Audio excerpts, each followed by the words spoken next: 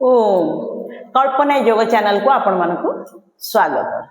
Nail psoriasis psoriasis आम जानी skin रे होता है किंतु नखरे मध्य नेल सोराइसिस होता है जोड़ा कि नाक एकदम खराब हो जाए है, कला पड़ जाए है, खंड खंड होगी भांगा लगे मझे गोटे गाढ़ भाया हो जाए है नख मझे जो नेल सोराइसिस हुए नेल प्रथम नेल नखटी ब्लैक हो जाता है तापर धीरे धीरे खंड खंड होगी बाहरी था मझे गोटे नख दबिकी गोटे गाढ़ भाया हो जाए है नेल सोराइसिस। आउ नख इन्फेक्शन भी सेम नख इन्फेक्शन हो गले फंगल इन्फेक्शन भाया नख हो जाए है जो द्वारा कि नख धीरे धीरे कला पड़ी धीरे धीरे नख दुर्बल हो जाए है मरी जाए। नेल सोराइसिस को आम किपरि सहजरे यौगिक उपाय उपचार करिपरिबा से विषय जानिबा। जदि कहार नख यही भाव सब समस्या प्रथम गोटे नख होता है धीरे धीरे अन्य नख को संक्रमण व्यापी थाए जदि यही समस्या होछि नखरे हाथ बा गोड़ गोड़ नख होता है गोड़ सब ओदा रहिले इन्फेक्शन माटी गोबर एमती सब इन्फेक्शन होते नेल सोराइसिस होता है तेणु नेल सोराइसिस बा नेल इन्फेक्शन फंगल इन्फेक्शन जोटा होता है। चलते केमती उपचार करवा प्रथम जाना प्रथम चलते जोगरे केमती आम भल कर जापर जो मनकर नेल सोराइसिस समस्या होची अधिक मात्रा रे अनुलोम विलोम आउ कपालभाति करेंगे जिते अधिक अनुलोम विलोम करेंगे आउ कपालभाति जिते अधिक करेंगे धीरे धीरे नेल सोराइसिस उपचार सहज होता है। अधिक मात्रा रे अनुलोम विलोम आउ कपालभाति करवा तापर चलतु जानिबा कौन आम होम रेमेडी करि परिबा। लिंब तेल जानी गोटे मार्केट रे मिले लिंब तेल को गोटे डबारे भरीदबा से हलदी गुंड को गोले गोटे लेप तैयारी करदबा ओनली लिंब तेल आउ किछि हलदी गुंड पकेदबा से देसी गाईर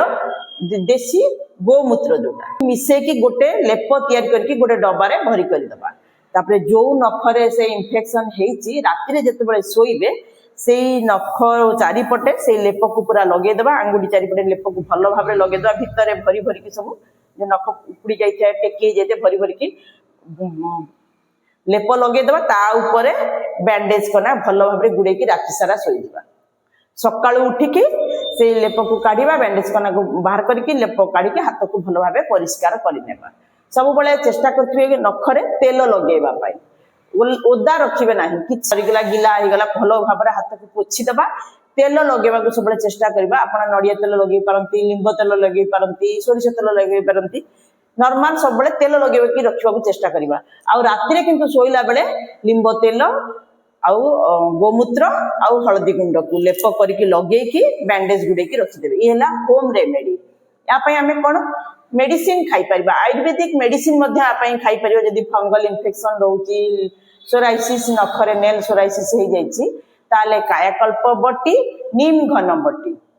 ए दुईटी मेडिसिन मध्ये आपण खाइले लाभ पाई पारिबे। होम रेमेडी जोटा बतेले सेटा करिवे देखिबे धीरे धीरे नख जो खराब हो जाइथिबो नख धीरे धीरे धीरे धीरे ऊपर को आसीजिबो भितरु नुआ नख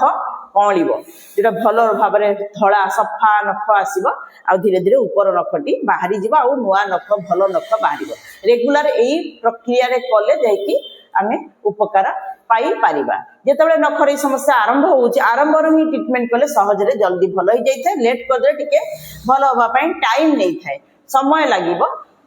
किंतु मूलरू शेष मूलरू पूरा ए नख धीरे धीरे कळिबा को लागिबो भल नख। जदि वीडियोटी भल लागुची ताहले लाइक शेयर और सब्सक्राइब निश्चय करिबा।